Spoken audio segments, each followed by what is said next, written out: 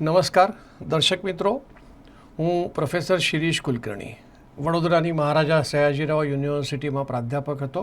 ત્યારબાદ સરદાર પટેલ યુનિવર્સિટીમાં vice chancellor તરીકે સેવા આપી.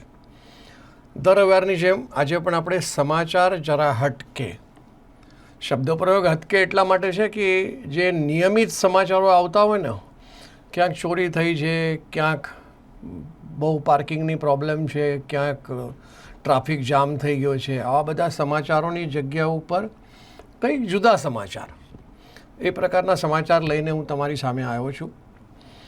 પહેલો સમાચાર શરૂ કરીએ.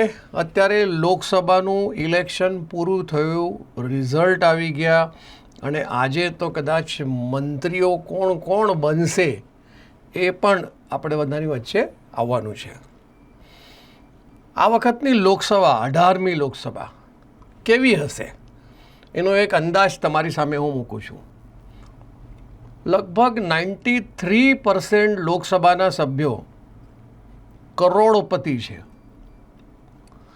અને એમાં બી ટીડીપીનો એક સંસદ સભ્ય તો 5,700 કરોડની સંપત્તિ ધરાવે છે. પણ સાથે સાથે જોજો કે દર લોકસભાએ, છેલ્લા 4 લોકસભાના આંકડા હું તમારી સામે મૂકું છું કે દર લોકસભાએ આ કરોડોપતિની સંખ્યા વધતી જાય છે.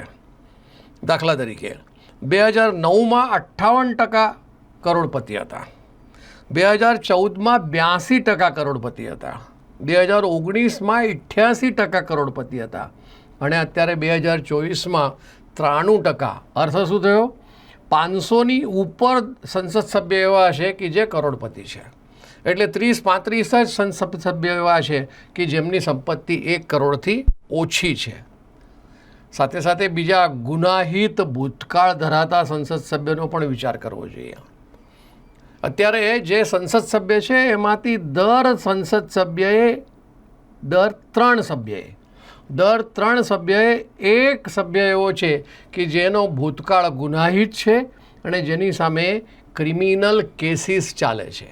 એની પણ સંખ્યા આ ગત 4 લોકસભાની જો સંખ્યા જોઈએ તો વધતી દેખાશે. એમાં સૌથી પહેલાં 2009માં 76 એવા હતા ક્રિમિનલ કેસીસવાળા, 2014માં 112 હતા, 2019માં 159 હતા અને અત્યારે 2024માં 170 ગુનાહિત ભૂતકાળ ધરાવતા સંસદ સભ્ય આપણી સામે છે. એટલે ગુનો કરવાવાળાની સંખ્યા પણ સંસદ સભ્યોની વધી છે અને કરોડપતિ બનવાવાળાની પણ સંખ્યા ધીરે ધીરે વધી રહી છે. કદાચ આવતા લોકસભાની અંદર એવું બનશે 93 છે 100% થઈ જશે કે એક સંસદ સભ્ય કરોડપતિ હશે એવું લાગે છે. પણ એક સારી વાત એવી છે કે 78% સંસદ સભ્ય ગ્રેજ્યુએટ છે, એટલે ભણેલા છે, 13% મહિલાઓ છે અને ઉંમરના હિસાબે વિચાર કરીએ ને તો 40 વર્ષની ઉંમર કરતાં ઓછી ઉંમરવાળા 11% સંસદ સભ્ય છે અને જેમની ઉંમર 55 વર્ષની છે એવા સંસદ સભ્યની સંખ્યા 52% લોકસભાની અંદર આવે છે. એટલે આવું એક ચિત્ર આજે લોકસભાનું આપણી સમક્ષ મેં મૂક્યું છે. આગળ વધીએ.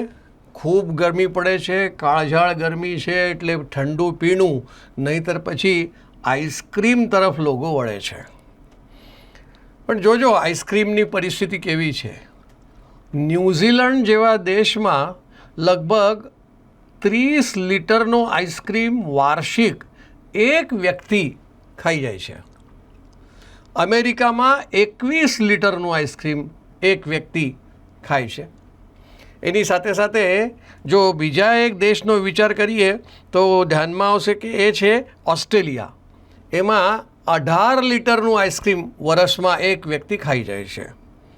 પછી વિચાર આવે કે ભાઈ ભારતનું શું? બહુ કંગાળ સ્થિતિ છે ભારતની. ભારતમાં વ્યક્તિ દીઠ વાર્ષિક એક વર્ષમાં ફક્ત 400 ml આઈસ્ક્રીમ ખવાય છે અને એ તો આખા વિશ્વનો આઈસ્ક્રીમનું કન્ઝમ્પશન 2.3 લીટરનું છે. વ્યક્તિ દીઠ વાર્ષિક 2.3 લીટર આઈસ્ક્રીમ આખા વિશ્વમાં વાર્ષિક ખવાય છે તો ભારત 0.4 લીટર આઈસ્ક્રીમ એટલે 400 ml આઈસ્ક્રીમ ખાતો હોય તો કારણ શું? આટલું ઓછું આઈસ્ક્રીમ શું કામ? અહીંયા ગરમી નથી પડતી? ગરમી તો વધારે પડે છે, પણ આઈસ્ક્રીમ કદાચ જીએસટીનો દર પણ એના પર વધારે છે, 18% જીએસટી આઈસ્ક્રીમ પર લાગે છે, એટલે કદાચ એના કારણે તો નથી. એની આગળ વધીએ. ઠંડા પીણાની આપણે વાત કરી તો એમાં એક જ્યુસ બી આવે છે. આજકાલ એટલા બધા જ્યુસના બ્રાન્ડ્સ છે ને કે કયું લેવું એ એક મોટી સમસ્યા છે. કેમ કે દરેક જ્યુસમાં લખેલું હોય છે 100% ફ્રૂટ જ્યુસ, 100%. એટલે એ વિષયમાં જે આપણું food standard safety standard authority of India એને સ્પષ્ટ શબ્દોમાં કહ્યું છે કે કોઈ જ્યુસ 100% ફ્રૂટ નથી હોતું, અને એ 100% શબ્દ પ્રયોગ કાઢી નાખવાની સૂચના દરેક ફૂડ બિઝનેસ ઓપરેટરને કહેવાય છે, અને જિલ્લે કમિશનરને પણ આ પ્રકારની સૂચના આપી છે કે ભાઈ આ 100% શબ્દ નહીં ચાલે, કેમ કે આ તો એક પ્રકારે ગેરમાર્ગે દોરતું શબ્દ છે. કારણ શું કે જ્યુસની અંદર હંમેશા પાણી સૌથી વધારે માત્રામાં હોય અને બાકી કોન્સન્ટ્રેટ અથવા તો પલ્પ આવું આની અંદર ઉમેરેલું હોય છે, એટલે 100% ફ્રૂટ જ્યુસ કહેવું એ ગેરમાર્ગે દોરવાવાળું છે, એટલે 100% શબ્દ પ્રયોગ નીકળી જશે. આગળ વધીએ. થોડા સમય પહેલાં આપણે કદાચ બહુ ખુશ થયા હતા. ઇસરો, આપણી space organisation, space research organisation, ચંદ્રયાનની સફળતા આપણને મળી. ચંદ્રના દક્ષિણ ધ્રુવ પર આપણું યાન ચંદ્રયાન ઉતર્યું. એક વિશ્વ વિક્રમ હતો, ઐતિહાસિક વાત હતી. પણ હવે જો એના કરતાં પણ વધારે મોટું, ઇસરો તો સરકારનું છે, ઇસરોની જગ્યા પર હવે એક નાનું સ્ટાર્ટઅપ જે પ્રાઇવેટ છે એને પ્રાઇવેટ લોન્ચ પેડ ઉપર એક અગ્નિબાણ નામનું છોડ્યું. હવે એ સ્ટાર્ટઅપનું નામ છે અગ્નિકુલ કોસ્મસ. એની પાસે ફંડ કેટલું? $42 બિલિયન એની પાસેનું ફંડ છે, અને એમાંથી એને આ 300 કિલોમીટરની સ્પીડવાળું 700 કિલોમીટર લઈ જાય એ બી 300 કિલોગ્રામનું આ અગ્નિબાણ એ પ્રકારનું એ લોકોએ મોકલ્યું છે. અને એ અગ્નિબાણ એમાં વિશેષતા એવી છે કે લિક્વિડ ફ્યુએલ અને ગેસ બંને એવું અત્યાર સુધી ઇસરોએ પણ નથી કર્યું. આ પહેલી વખત આપણને જોવા મળે છે. આગળ વધીએ. એક પરિવર્તન તો આ દુનિયાનો મંત્ર છે, પરિવર્તન એ થતું જ રહે છે.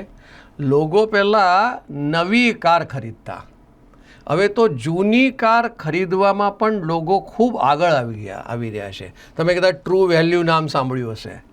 મારુતિવાળાનું ટ્રુ વેલ્યુ એ શું છે? તો કે જૂની કાર વેચવાવાળા. 3 થી 5 વર્ષ સુધી વપરાયેલી કાર છે ને, 2021થી એ વેચાણ વધ્યું છે. 2021નું જોઈએ તો નવી કાર 4.4 મિલિયન અને જૂની કાર 2.7 મિલિયન. આ 2021ની વાત કરું છું. 2023માં 5.2 મિલિયન કાર નવી વેચાઈ, એની સામે 3.8 મિલિયન જૂની કાર વેચાઈ.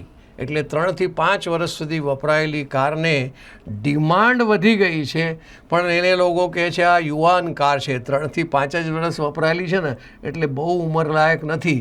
આ પ્રકારની કારની ડિમાન્ડ આજકાલ ખૂબ વધી રહી છે. આગળ વધીએ. એક જીએસટીના વિષયમાં હંમેશા કોન્ટ્રાવર્શિયલ વાતો તો આવતી જ હોય છે, પણ અત્યારે અને સારું ગણવું ખરાબ ગણવું ખબર નહીં, એ તો સમય જ બતાવશે. મુખ્યતઃ 4 સ્લેબ છે જીએસટીના અત્યારે: 5%, 12%, 18% અને 28%. આ 4 સ્લેબ જીએસટીના વસ્તુ અને સેવા પર લાગે છે. હવે જે ફિટમેન્ટ કમિટી જીએસટીની બનાવેલી છે ને એ વિચારે છે, અને એ નિર્ણય કર્યા પછી જે ગ્રુપ ઓફ મિનિસ્ટર્સ છે એમની સામે આ મૂકશે, એ પછી જીએસટી કાઉન્સિલની સામે મૂકશે અને પછી આ શક્ય બનશે. પણ શક્ય શું બનશે? તો કે 12% જે દર છે એ નીકળી જવાનો છે. શું વ્યવસ્થા કરશે ખબર નહીં, પણ જો એવું આપણે કહીએ ખાલી 12% નીકળી જવાનું છે તો 5%, 18% અને 28% આ 3 જ પ્રકારના જે દર છે જીએસટીના એ ચાલુ રહેશે આવું લાગે છે. તમે કદાચ મેટા તો નામ સાંભળો છો, જે મોબાઈલ વાપરતા હોય, સતત વોટ્સઅપ કે ફેસબુક કે એક્સ કે થ્રેડ આવું કંઈક વાપરતા હોય, એમને આ ખબર છે મેટા. એ લોકોએ એક નવો શોધ શરૂ કર્યો છે.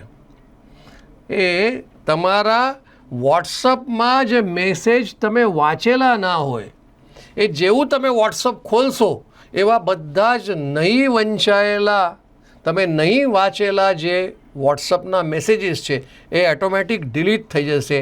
આવા પ્રકારની વ્યવસ્થા આ મેટાવાળા કરવાના છે. એક સારી વાત, વિશ્વમાં international aviation transport association IATA, eta ક્યારેક કહે છે ને, એનું એજીએમ ભારતમાં મળવાનું છે. કદાચ તમને આશ્ચર્ય થશે, 42 વર્ષ પછી આ પ્રકારનો ઇવેન્ટ, જે વૈશ્વિક ઇવેન્ટ છે એવિએશન ઇન્ડસ્ટ્રી માટે, આ એક ખૂબ સારું. અને એમાં પણ ઇન્ડિગો જે વિમાનની કંપની છે, એ વિમાન ઓપરેટ કરતી કંપની છે, એ ઉડાન ભરવાવાળી જે કંપની છે એ કંપની એની હોસ્ટ છે. આ પ્રકારનું જે જાગતિક એવિએશન સમિટ મળવા જઈ રહ્યું છે દિલ્હી ખાતે. તો એ સમિટ અહીંયા થવાનું છે. કારણ એક જ છે, બધું આખું વિશ્વ એટલા માટે જોઈએ છે કે એક વિસ્તારા, એક ઇન્ડિગો અને ટાટાનું એટલે એર ઇન્ડિયાનું અને આ બીજા 2 કંપની ઇન્ડિગો અને વિસ્તારા, આ લોકોએ 1000 વિમાનોની ખરીદીના ઓર્ડર વિશ્વને આપ્યા છે અને એ વિમાનો ટૂંક સમયમાં પણ મળવાના છે. વિચાર કરો, અમેરિકાથી એક અઠવાડિયે 2 લાખ વિમાનો ઉડે છે, ચીનમાં 1 લાખ વિમાનો ઉડે છે, યુકેની અંદર 38,000 વિમાનો ઉડે છે અને ભારતમાં લગભગ 30,000, એના કરતાં થોડુંક ઓછું છે. આવી આપણી સંખ્યા હોવાના કારણે કદાચ આપણને 42 વર્ષ બાદ મળ્યું હશે. આગળ વધીએ. આ સમાચાર જે હું બોલવા જઈ રહ્યો છું એ કેવળ ને કેવળ RBIની સાથે સંબંધિત છે. તમે જાણો છો કદાચ 2000 રૂપિયાની નોટ હવે ચલણમાં નથી, પણ એ 2000ની નોટ 97.82% નોટો પાછી આવી ગઈ છે. પણ જે બાકીની નોટો છે 2000ની, હજી એ પબ્લિકમાં જ છે. એમાં RBI એવું કહે છે કે 7,755 કરોડ રૂપિયાની 2000ની નોટો હજી પણ પબ્લિકના ગજવામાં છે. ખબર નહીં નીકળશે કે નહીં. એટલે આ સમાચાર 1 RBIના. સમાચાર 2, ભારતમાં જે નોટોનું ચલણ છે એવી નોટો 34 લાખ કરોડની નોટો અત્યારે ભારતના ચલણમાં છે 2024માં, જેમાં લગભગ 30 લાખ કરોડ રૂપિયાની 500 રૂપિયાની નોટો છે અને લગભગ 1.5 લાખ કરોડ રૂપિયાની નોટો 200 રૂપિયાની નોટો છે. આવું અત્યારે RBIએ કીધું છે. અને જે ચલની નોટો વધે છે એ વધવામાં 7.8% આ વખતે વધાર્યું છે. એટલી જેટલી નોટો પહેલાં હતી ગત વર્ષે એનાથી અત્યારે લગભગ 8% ચલની નોટોનો વધારો કરવામાં આવ્યો છે. આ બીજા સમાચાર. ત્રીજા સમાચાર, કદાચ આપણે આના પહેલાં એક વખત જોઈ ગયા છે કે 14,000 કરોડ રૂપિયાના ફ્રોડ બેન્કો સાથે થયા, જે RBI કહે છે. એ ફ્રોડની સંખ્યા 36,000 ફ્રોડ થયા અને જેમાં રૂપિયા સમાયેલા છે એ 14,000 કરોડના છે. આ ત્રીજા સમાચાર RBIના. ચોથા સમાચાર, એ પણ સરપ્રાઈઝ છે. મોટાભાગે આવું થતું નથી, પણ કદાચ કરન્સી લોકોના ગજવામાં પહોંચે એના માટે કદાચ RBI આ કરે છે. RBI સરકારી બોન્ડ્સ 40,000 કરોડ રૂપિયાના બાય બેક કરવાની છે, એટલે પાછી વેચાતી લેવાની છે બોન્ડ.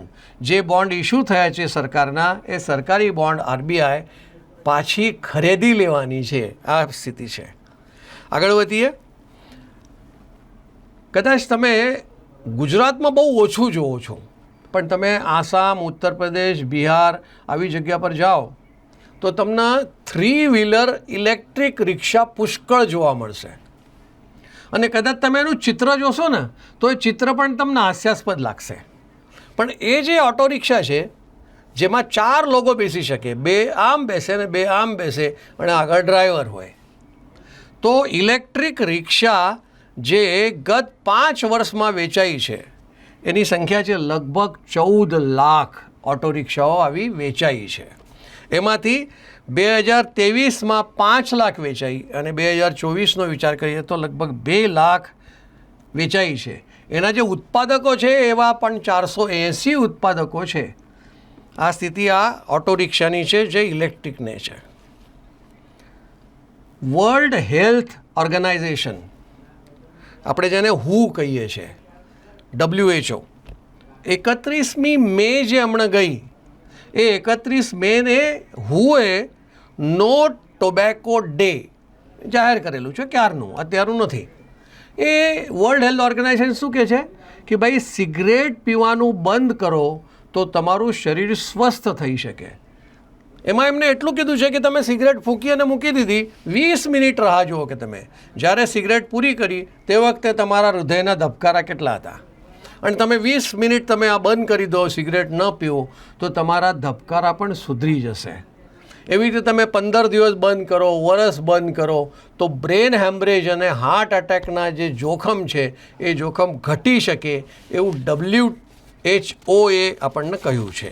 પણ આમાંથી આપણે કેટલા સુધરશું, કેટલા આગળ વધશું, ધૂમ્રપાન છોડવાની શક્યતા કેટલી છે ખબર નથી, પણ કરવું જોઈએ એ આપણા શરીર માટે આવશ્યક છે. આગળ વધીએ. છેતરપિંડીના મેસેજ પુષ્કળ આવે છે અને આ મેસેજ લોકોને ફસાવે છે.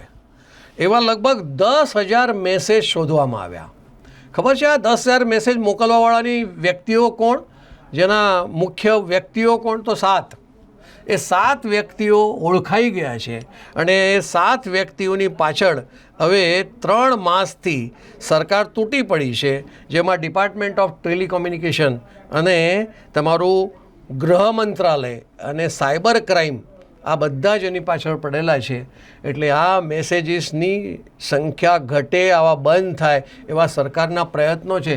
છતાં પણ આપણે બધાએ પણ વિચાર કરવો જોઈએ કે કોઈ લાલચના કારણે જો આપણે કોઈ આ પ્રકારના મેસેજની તરફ દોરવા જઈએ તો એ ખોટું છે. એક છેલ્લો સમાચાર લઈને વાત પૂરી કરીશ. જાન્યુઆરી 2024માં અમેરિકામાં 323 પ્રકારની દવાની અછત છે, ખૂટે છે, શોર્ટેજ છે.